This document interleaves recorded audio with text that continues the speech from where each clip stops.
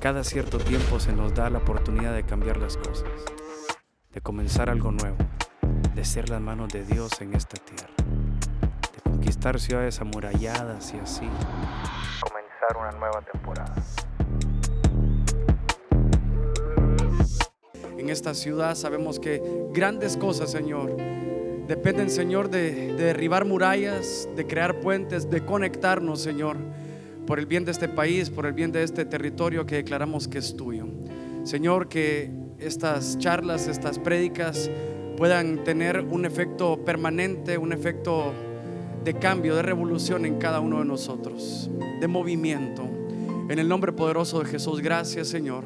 Amén y amén. Gloria a Dios. Démosle un fuerte aplauso a nuestro Señor. A mí me gustaría hablar de algo lo que titulé conflictos de la transición. Y quiero contarles antes que nosotros, por ejemplo, aquí en Ebenecer, somos todo el ministerio en general, un ministerio relativamente joven. No ha habido ninguna transición aún. Por ejemplo, mi papá es el primero, el que abrió camino acá, el que comenzó en un garaje, y ahora a mí me toca transicionar y a una generación juntamente conmigo. Es decir, que hay cosas que no se aprendieron. Pues es más fácil seguir ya cuando alguien escribió algo de cómo hacer las cosas. En nuestro caso, creo yo que la bendición de tener a alguien como mi viejo con nosotros, que entiende la transición, es nuestra mayor bendición para poder ayudar a los demás.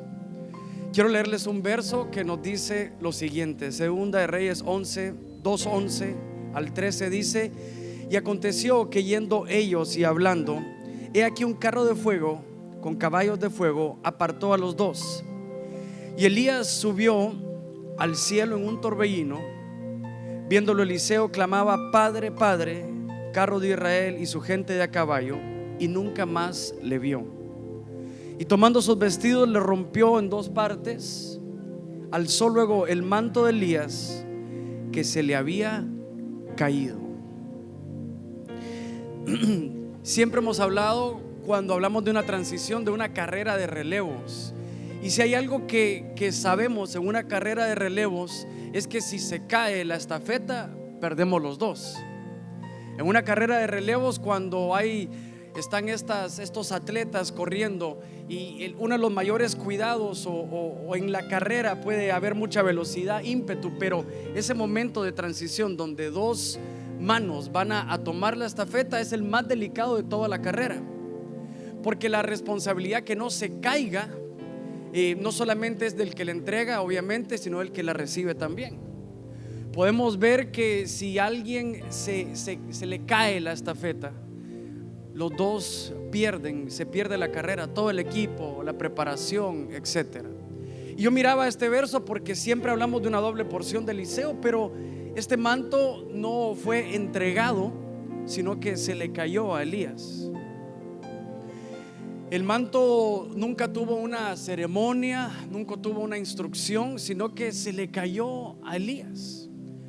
Y cuando me ponía a pensar de que se le cayó, pensaba un poquito, es que no vieron palabras de instrucción de cómo se iba a manejar las cosas ese día de la transición.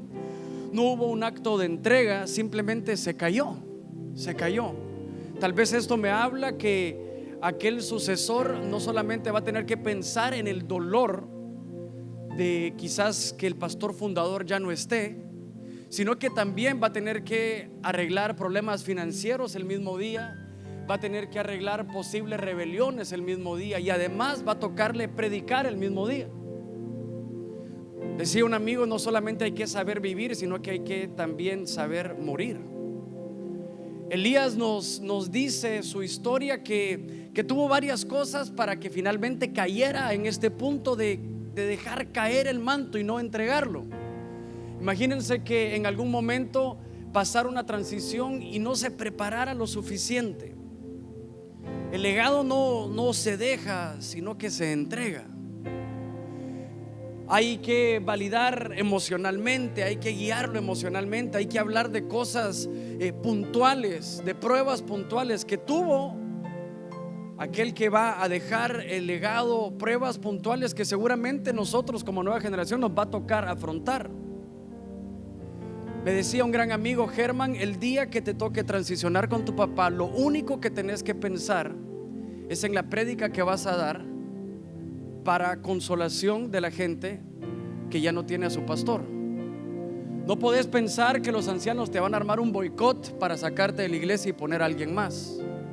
No puedes pensar que hay una rebelión que se está dando. No puedes pensar que te van a quitar el templo porque alguien más vino a pedirlo. No, tu única preocupación va a ser consolar al pueblo, consolar a la familia y ser el bastón que Dios escogió que fueras. Validar emocionalmente y públicamente también es importante. Esa es la manera de no dejarlo caer, sino que entregarlo de una manera honrosa y de una manera con tiempo y válida. El legado no se entrega con honra.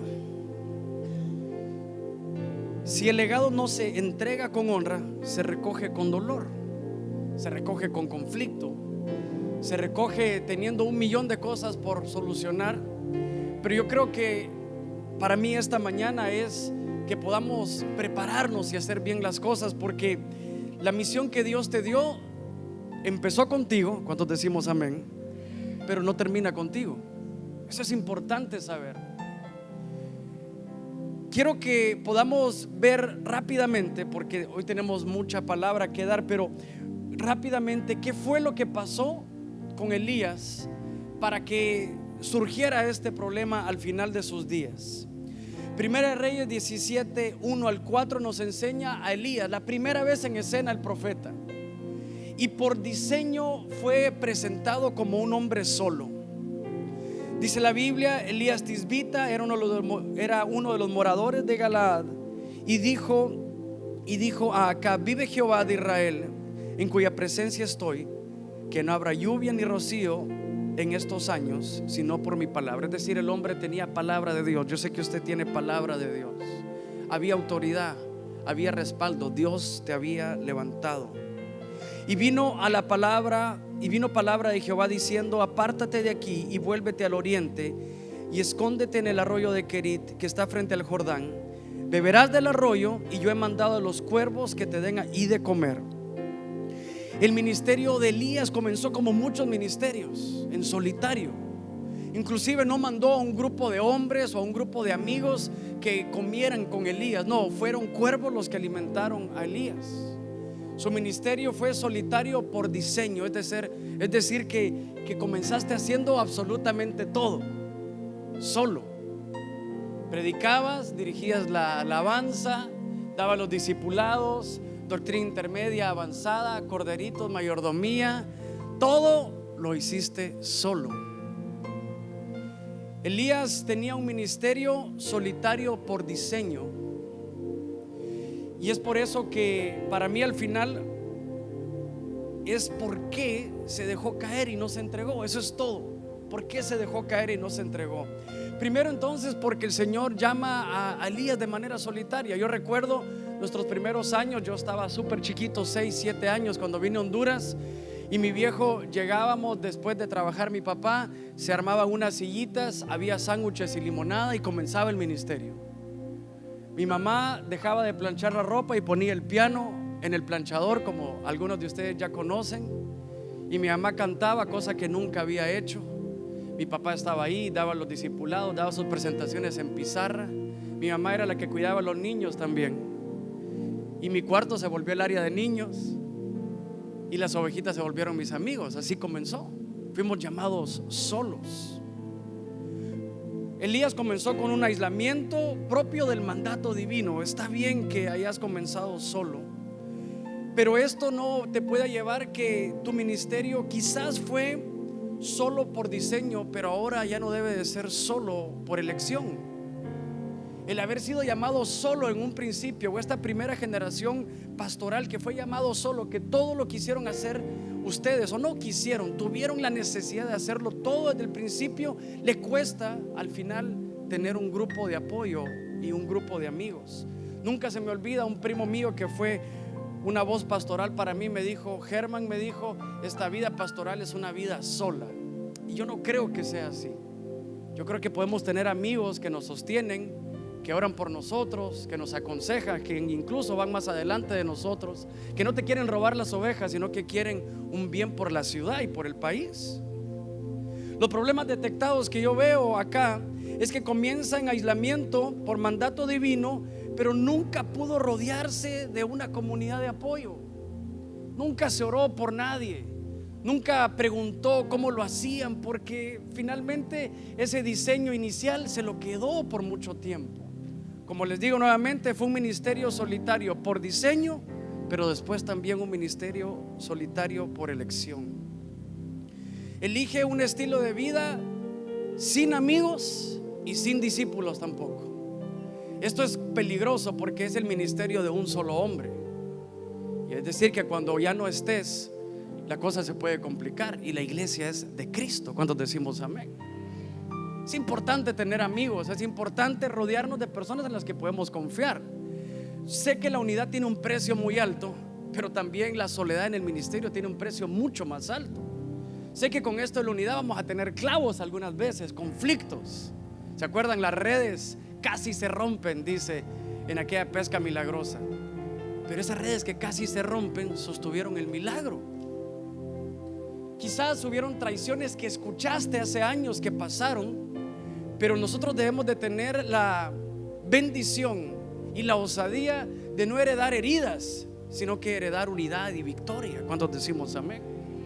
Hay heridas que me han contado de que se dieron, pero yo quiero creer que el que está en Cristo, las cosas son nuevas y que podemos comenzar una nueva generación, una nueva iglesia unida por el bien de nuestra ciudad y nuestro país.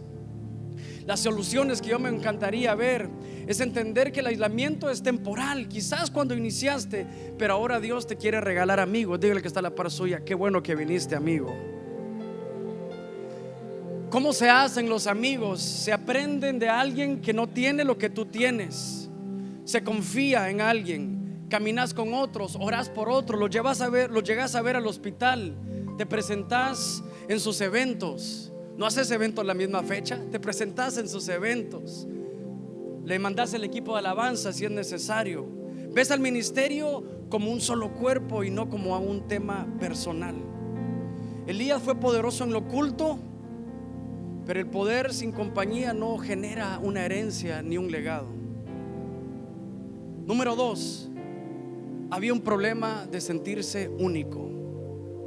Primera Reyes 18:22 dice que Elías volvió a decir al pueblo: solo yo he quedado profeta de Jehová. Más de los profetas de Baal hay 450 hombres. En el 19:10 dice: he sentido un vivo celo por Jehová, Dios de los ejércitos, porque los hijos de Israel han dejado tu pacto, es decir, el único bueno soy yo. Han derribado tus altares y han matado a espada a tus profetas, y solo yo he quedado con la sana doctrina. No, perdón, solo yo he quedado. Solo yo hago bien las cosas. Solo yo soy la única lámpara en la ciudad, y me buscan para quitarme la vida. La Biblia dice en el 19:18 que habían 7,000 que no habían doblado sus rodillas, pero él se sentía único. Uno de los problemas de no poder entregar ese legado es sentirte único, que solamente nosotros hacemos bien las cosas. Creo que tenemos que honrar la porción que nos ha dado, pero saber que en el momento que estemos en el trono, nosotros pondremos nuestras coronas frente al Rey de Reyes y Señor de Señores, y diremos que nuestra porción la hemos aprovechado, nos hemos gozado, pero qué linda la porción que le ha dado el que está a la par tuya también. La problemática es que confunde la percepción emocional con la realidad. No estamos solos. Le puedes decir al que está a la par tuya: no estás solo. Se aísla incluso sabiendo que hay otros buenos, hay otros fieles, hay otros que quizás no se visten, no predican como nosotros, pero son de nuestro mismo equipo. Una de las cosas más hermosas que yo he podido leer es que cuando hay un movimiento que tiene claro que está en contra, dura muy poco, a diferencia de un movimiento que tiene claro en lo que está a favor. Habrán cosas que nos hacen diferentes uno al otro, pero si recordamos, previo a todo lo que nos hace diferentes, que somos el pueblo de Dios, que somos la iglesia local, que somos la esperanza de este mundo, que Dios nos escogió a nosotros, a todos nosotros, para llevar su unción, su palabra, las cosas van a cambiar. Necesitamos un movimiento que grite a todo pulmón lo que nos une: Jesucristo, su salvación, el perdón, y no cosas pequeñas que nos hacen diferente. Elías carga con todo el peso como si fuera el único responsable. Todos queremos ver a San Pedro Sula, a Honduras, a Latinoamérica transformado por el poder del Espíritu Santo. Eso lo compartimos absolutamente todos. Las soluciones que me gustaría que se pudieran dar y que el Señor nos hable, reconocer que hay una mentira en nuestro ego, quizás, o en nuestra alma, para pensar o hacernos pensar que solamente nosotros tenemos el agua azucarada. Tenemos que validar, honrar el trabajo de otros. ¿Saben qué? ¿Cuál es la mejor manera de poder trabajar esta unidad? Honrar el trabajo del que está a la par tuya. ¿Les puedo tirar una bola curva o no? O ya lleva muchas, ¿verdad? Bueno, me contó un amigo que está en California, en el norte de California, que fue y lo mandaron a una iglesia no recuerdo cómo se llama el lugar, Fresno, California. Y entonces llegó, abrió la iglesia, hicieron el Instagram de que iban a comenzar su primer culto, y cuando dio una vuelta por el carro cerca de la iglesia, se dio cuenta que a la vuelta había una iglesia americana. Dios mío, dijo, yo quería empezar con bien todo esto, pero lastimosamente a la par de la iglesia le puse el templo. Qué clavo. Entonces se escondió un poquito, dejaron de hacer medio bulla, pero bueno, el Señor les había dicho que abrieran ahí, ¿no? A los 2 días sonó la puerta y entonces ¿quién? Y dijeron, this is Pastor Greg. Dijo, este es el pastor Greg de la iglesia de a la par. Ay, mi amor, dijo, ya vino el pastor, comenzó la prueba, seguramente aquí va a haber problemas. El americano llegó con una canasta de uvas, de frutas locales, y le dijo, quiero contarte que habíamos estado orando por ti y sé que era la respuesta para este lugar. Te necesitamos, habíamos estado orando por ti. Quiero que sepas que hay buses disponibles. Quiero que sepas que todo lo que tenemos, hay un par de áreas verdes. Todo esto no es mío y es del reino de Dios. Entonces pensé yo que quizás como latinos nos cuesta ese tipo de entendimiento, que todo lo que Dios nos ha dado es para el reino de Dios. Y cuando Dios va a preparar una pesca milagrosa, siempre nuestro pensamiento va a ser enviado a lo profundo. La Biblia dice que Jesús le dijo, si vamos a pescar de manera milagrosa, no puede ser en un pensamiento superficial. El pensamiento superficial nos va a decir, puse en disciplina del piano y ahora está tocando aquí conmigo. El pensamiento superficial dijo, si estos van al congreso de aquí, ya no van a ir a mi congreso. Es un pensamiento superficial. Pero si vamos a lo profundo y entendemos que el reino de Dios necesita unidad, seguramente vamos a colapsar de la pesca que Dios va a hacer para nuestras iglesias. Quizás el pensamiento debe de ser más profundo. El complejo de ser único nos puede llevar a no tener amigos, como les decía, a pensar que somos mejores que todos. Pero esto es mentira, y es una mentira que el enemigo ha trabajado por muchos años. Y yo creo en el nombre de Jesús que esto se va a acabar en este tiempo.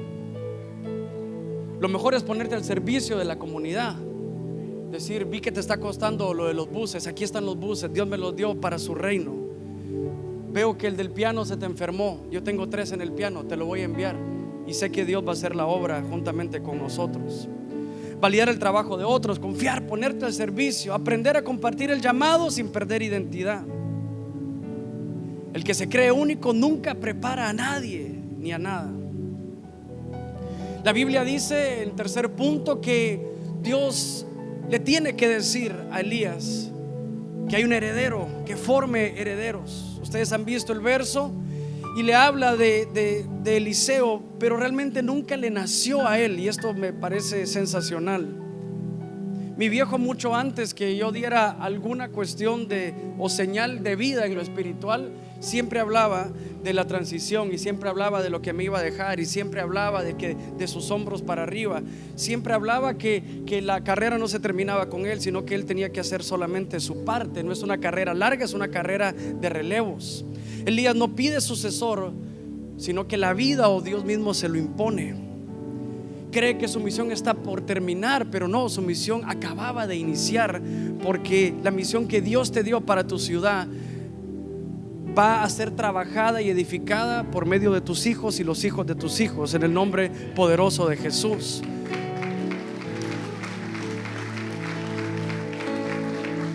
No podía ver a la nueva generación como parte del plan, y esto se ve en actos bien prácticos. No se toman en cuenta en los eventos grandes, nunca son parte de la reunión central, sino que ellos están allá. Voy a hablar de eso en un ratito. La obra no se termina con nosotros. Debemos desde ya ver como aquella tribu de Isaacar que revisaba los tiempos, que se viene una generación, porque es la iglesia de Dios, más poderosa que la actual. ¿Por qué? Porque la Biblia nos enseña que el Señor se mueve de gloria en gloria y de poder en poder. Es decir, que tus hijos tendrán una iglesia poderosa, podrán saber que tú hiciste tu parte, pero contaste con ellos para hacer la parte que le correspondía. Los herederos se deben de ver no como aquellos locos que traen cosas locas, sino como los refuerzos que estábamos pidiendo, como parte del cumplimiento divino. Me encanta cómo se ve a Elías, y tal vez esto es solamente un ángulo, no estoy poniendo ninguna base doctrinal ni nada, pero en Segunda de Reyes 2:2, del 2 al 6, se ve cómo camina Elías con Eliseo. Y camina en varias ciudades, ustedes las conocen: Gilgal, Jericó, Jordán, Betel. Pero realmente en cada una de ellas quiere Elías que Eliseo abandone. Una característica que veo allá que veo acá es que Elías no discipula, sino que tolera la nueva generación. Otra vez, Elías no discipula, no enseña, sino que tolera a la nueva generación. Intenta alejar rápidamente y de manera textual, en cada lugar, en cada estación, quería alejar a Eliseo, porque lo estaba tolerando. Pastor, necesitamos de toda la sabiduría que Dios te ha dado, de los testimonios de poder con los que Dios te usó. No solamente queremos que nos toleres, sino que nos disipules. Queremos aprender de todo lo que Dios te ha dado a ti. No hubieron palabras de afirmación ni instrucción de cómo sería el ABC del ministerio. No hubo eso. Simplemente se toleraba la compañía. No lo forma, sino que tolera la sombra de Eliseo. Quizás solamente en este ángulo. Quiero decirte que el discipulado de la siguiente generación no es un gasto de tiempo, es una inversión a la larga. Es como tener un seguro de vida. Aquella iglesia que no tiene una transición tiene fecha de caducidad, pero creo fielmente que si discipulamos a la siguiente generación, que no mandamos, y sí es bueno tener predicadores jóvenes, sí está bien, pero ellos necesitan escucharte a ti, con las rayas que las batallas ganadas te han dado. Discipular a la nueva generación que viene, que sepan de tu boca lo que Dios ha hecho, cómo es Dios, cómo se comporta Dios, qué desafíos, qué gigantes venciste en el nombre poderoso de Jesús. Se deben de crear ambientes de afirmación y transferencia, orar, imponer manos por los jóvenes, no pensando que se les va a subir y que van a andar con caminadito de pavo real, sino que quizás pensando que tus palabras de afirmación son la gasolina que ellos necesitan para continuar y seguir trabajando y seguir pensando que hay un propósito y que Dios los eligió a ellos también. Mi papá, cada vez que me dice mi hijo, de mis hombros para arriba, me pone la peor presión del mundo, porque es un hombre que lo ha hecho todo bien. Es espectacular. Yo te honro, viejo, porque sensacional, ¿ya?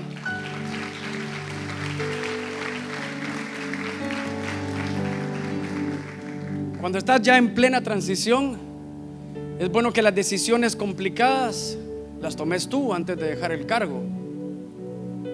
Y mi papá está mejor físicamente que yo, no hay ninguna cosa que vayamos a anunciar. Es como el Benjamin Button del ministerio, ¿verdad? Está, entre más tiempo está mejor. Pero sí me pregunta cómo veo las cosas a la larga. ¿Qué pensás? Vamos a hacer cambios aquí, ¿cómo lo ves? No solamente tolera mi sombra, que seguramente soy molesto, pero me disipula, me explica por qué.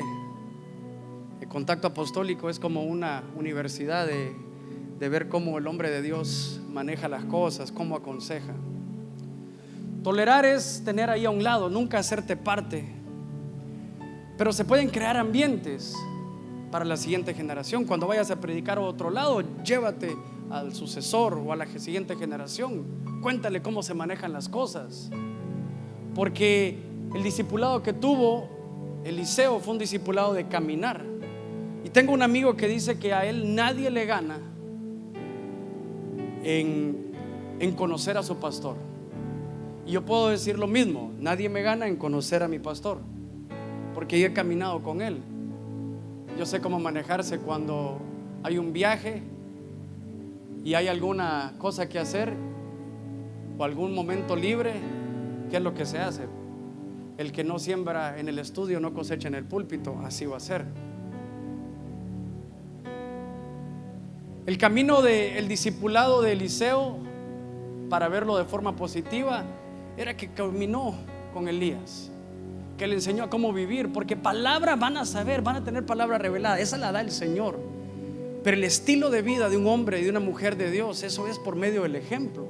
Por eso que tenemos que estar cerca, abrirse emocionalmente. Los temores que comenzaron al principio, ¿cuáles fueron tus peores temores? ¿Cuáles fueron tus peores batallas?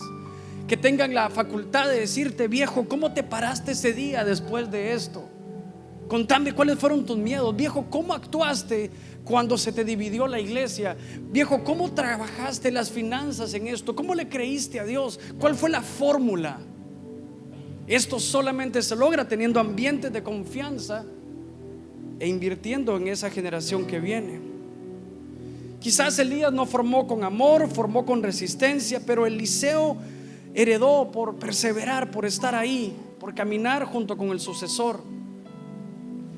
Yo creo que vamos a entregar el manto de transición bien, lleno de honra, lleno de unción, lleno de poder, lleno de amor.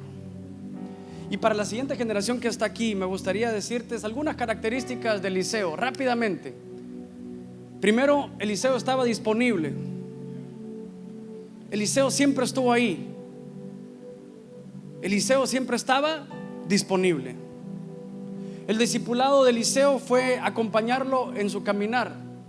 Y en su caminar seguramente íbamos a ver sus pies de barro, y el aprender a caminar con aquel que está enfrente y cubrir sus pies de barro, honrar, orar por él y ver cómo camina,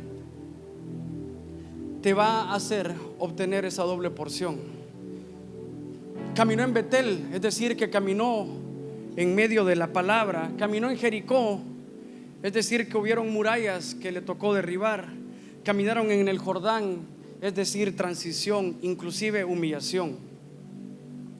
Eliseo no esperó palabras de afirmación para honrar. Esto es importante.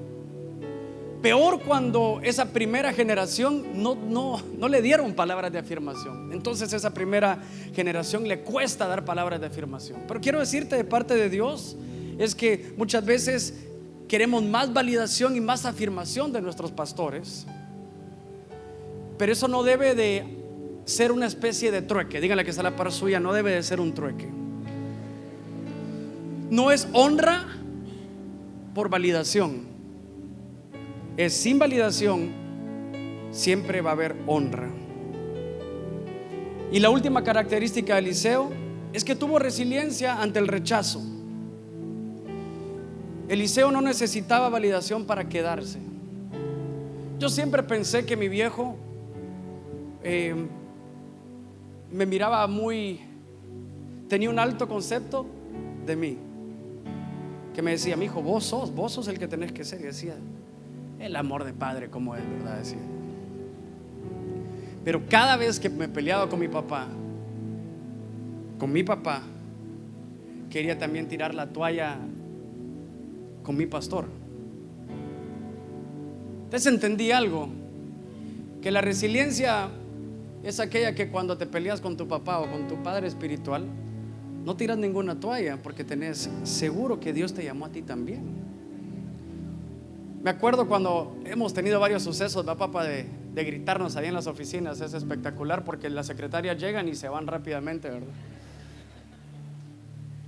Pero al ratito me llama y me dice: ¿dónde vas a ver el juego? Me dice: en tu oficina. ¿Y tú? Acá también. Tráete algo de tomar y llego. Y una vez le dije: pa, no importa que nos peleemos, te quiero contar que me has convencido. Dios me llamó a mí también. Lograste tu cometido. Me enoje o no me enoje con vos, voy a servir al Señor el resto de mis días. Así que gracias, viejo.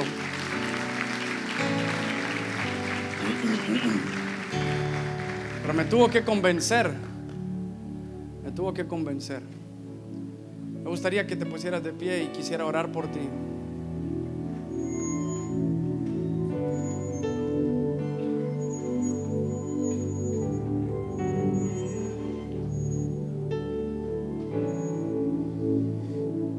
Y chavos, les quiero contar algo que es importante saber. Una vez Chris me dijo que el reino tiene ritmos, Chris. Ritmos, me dijo, como velocidades. Y yo entendí algo. La iglesia que el Señor nos ha dado no puede ir tan rápido como yo quiera, quizás ni tan lento como algunas cosas se pudieran decidir si no hubiera una segunda generación. El ritmo es esa tensión entre dos generaciones. El equilibrio perfecto es esa tensión, como que fuera un puente colgante, que si está bien tensionado se vuelve seguro, ¿sí o no? Entonces, paciencia, mucho amor, mucha comunicación, y creo que todo en el reino se debe de pensar a la larga. La Biblia dice que el buen hombre hereda a los hijos de sus hijos.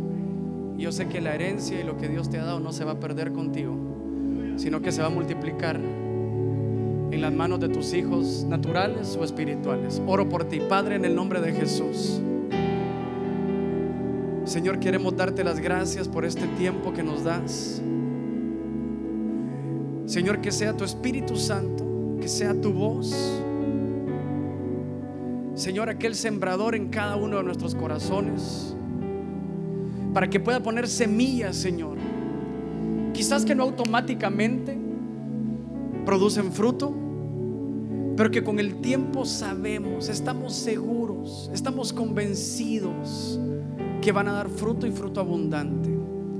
Señor, queramos darte las gracias por toda esta generación de pastores fundadores, Señor, aquellos que abrieron los pozos, aquellos que pisaron, Señor, lo desconocido, que se atrevieron a creerte, habiéndolo, Señor, perdido todo para ganarte a ti. Señor, los honramos. Gracias, Señor, por todo lo que han construido. Gracias, Señor, dale salud y permítenos estar ahí, permítenos caminar con ellos, aprender de ellos. Señor, sabemos que esta carrera no es una carrera de 21 kilómetros, es una carrera de relevos. Y como Pablo decía, Señor, queremos terminar nuestra parte de la carrera con éxito. Señor, queremos declarar, queremos cerrar nuestros ojos terrenales y abrir los espirituales para ver la iglesia que viene, la iglesia del futuro. Como aquella mujer del flujo de sangre dijo: si tan solo tocara el borde de su manto, libre sería. Ella vio su milagro, Señor, antes que sucediera en su mente. Hoy abro nuestros ojos espirituales para ver esa iglesia gloriosa que viene. Esa iglesia, Señor, que por medio de tu palabra nos guiaste para que fuera multiplicada, para que tuviera el doble de gloria, el doble de unción, el doble de palabras, Señor, el doble de influencia. Yo oro por esa generación que viene, que va a recibir el manto, que tenga el depósito suficiente, la honra suficiente, la seriedad, la madurez suficiente para poderlo recibir. Señor, yo declaro que la herencia no se va a perder en esta nueva generación, sino que será multiplicada. Señor, nos declara una generación confiable. Señor, y el mundo podrá decir que somos la peor generación, pero en tu palabra dice que somos la mejor generación. Ahí estamos, Señor, anhelando, confiando que tú cuentas con nosotros. En el nombre poderoso de Jesús. Gracias, Señor. Amén y amén. Que Dios les bendiga.